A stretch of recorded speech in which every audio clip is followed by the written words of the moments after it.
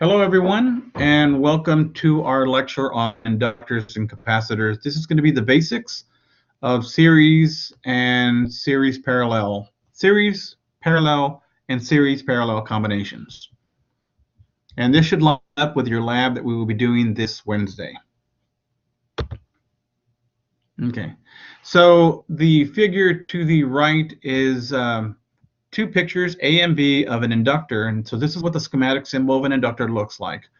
So we have the top one with just the inductor, and then we have figure B with the polarities actually shown from plus to minus and the current direction. So here we're following current flow, where current flows from plus to minus. Okay, and now we have the capacitor. So to the right we have the schematic symbol for what a capacitor looks like. This is what's called a polarized cap, where you have the one flat plate and the one curved plate. This particular schematic symbol is for again, a polarized capacitor. So you will have a plus to minus sign on a polarized capacitor. There are other capacitors that we'll talk about later in the next lecture. Okay. So what we want to talk about in this lecture is what do we do when we have multiple capacitors and multiple inductors in a circuit. So let's go ahead and start off just what we did in the resistive circuits when we have three elements in series. And in this case, we'll start off with inductors. So what happens when we have inductors in series? Here you see that we have L1, L2, and L3 connected in series. We're using the passive sign convention of plus to minus, plus to minus, plus to minus across all three, and we show that current is moving from left to right. So when we have inductors in series, we follow the same rules as we do for resistance. So if you want to find the equivalent inductance to simplify the circuit for analysis, all we have to do is just the way we do with resistors, is we will add up the inductance of each one of the elements. So the equivalent inductance of this three inductor series circuit would be L1 plus L2 plus L3. And it's not mentioned yet, but inductors are measured in the base unit for inductors is called henries. And for the majority of your projects in class and your labs, we will be measuring things with the prefix of milli, meaning 10 to the minus 10th. And that means that they're going to be smaller than a 1/1000th of a henry. And so the common unit that you'll be used to seeing will be millihenries. So for example, if I had a 1 millihenry for L1, a 2 millihenry for L2, and a 3 millihenry for L3, we would add 1 plus 2 plus 3, which would give us 6. Hopefully I did my math right. Okay, so what do we do if we have inductors in parallel? Again, we do the exact same thing as we do for resistors. A parallel network for inductors follows the same equations for resistors. And so we're going to follow the resistive network formulas for calculating equivalent resistance. And I'll show you that in the next slide. So here we see, just as if there were resistors, the equivalent resistance is equal to 1 over L1 plus 1 over L2 plus 1 over L3. Now this image here to the left is a little misleading because it doesn't show you the three inductors together. So again, we're looking at this network here of three inductors in parallel. We're trying to find equivalent inductance, and the equivalent inductance, which is marked, and I'll try to draw this here so you can see where I'm talking about. Right there.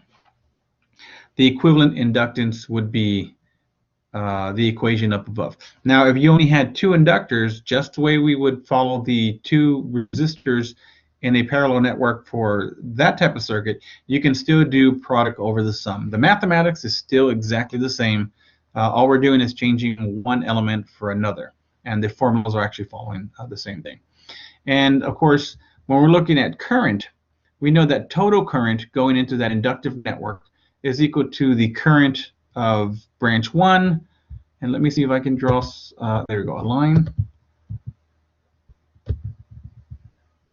Current through branch 1 plus current through branch 2 plus current through branch 3. Now you see the little T sub naught in each one of these.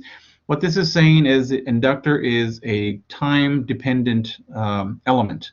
So later on, we're going to talk about what's happening to the inductor as time progresses. But for right now, all I want you to do is understand how we get equivalent inductance, and in the next couple of slides, how we get equivalent capacitance. In the next lecture, we'll go into detail about how an inductor works and how the current waveforms actually look like in a time-dependent circuit.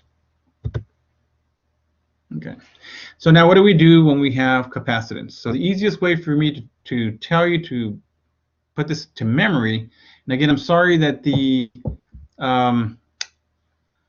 picture actually covered the lettering. I actually fixed this on the PowerPoint, and when it uploaded, it somehow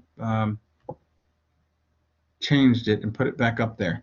But what we're doing here is we're looking at an equivalent capacitance circuit based on 3 capacitors in series. So what do we do when we have capacitors in series? Try to remember it like this. Capacitors are, the mathematics is inverse of the resistor and the inductor. So for example, if you had 3 resistors in series, you would simply add them up. If you had 3 inductors in series, you would simply add them up.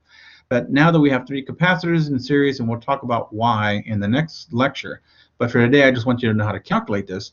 We use the same formula as if they were in parallel for resistors and inductors. So in other words, it would be 1 over C equivalent, as you see down there to the bottom right. Oops.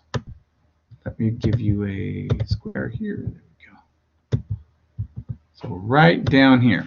So depending on how many capacitors we have, C to the n just means that it's a variable subscript. I could have 10, 15, 20 capacitors in parallel, and so that equation can just keep going and going and going. So it's 1 over C1 plus 1 over C2 plus 1 over blank, blank, blank, blank, blank, all the way up to 1 over C to the n. Again, this is the same mathematical principle follows. If you only had 2 capacitors in series, you could do product over the sum and do a quick calculation off the top of your head just to do 2. To me, it's easier to do product over sum when I have 2 elements versus doing the inverse of the inverse. But the mathematics is the same. Okay.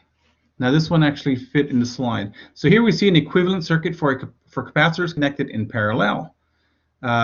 So again, capacitors, the way we do total or equivalent capacitance is reverse of what we would consider the resistors and inductors. So when I have capacitors in parallel, C1, C2, C3, and I want to find the equivalent capacitance, this is very straightforward, just like we would do resistors in series and inductors in series. We simply add the values of the capacitors. Capacitors are actually measured in farads. So the most common values you'll be finding in your labs are going to be microfarads. And so just to get an idea, microfarad is 1/1,000,000th of a farad. And so these capacitors are small, maybe smaller than a penny or a dime. Now they do make capacitors that are actually 1 farad and larger. And newer technology, these capacitors can actually fit in the palm of your hand. So in other words, they'll look about the size of a Coke can. A while back, and I mean about maybe 20 years ago, a 1 farad capacitor would be probably the size of a 50-gallon drum. But we have better material, better it's called we have better intermaterial between the 2 plates of a capacitor. So, but that's all. That's for another lecture. So again, just to give equivalent capacitance to prepare you for the lab coming up, all you have to do is add the capacitors in series. All right. Now, how do we do series and parallel inductors, and how do we do series and parallel capacitors?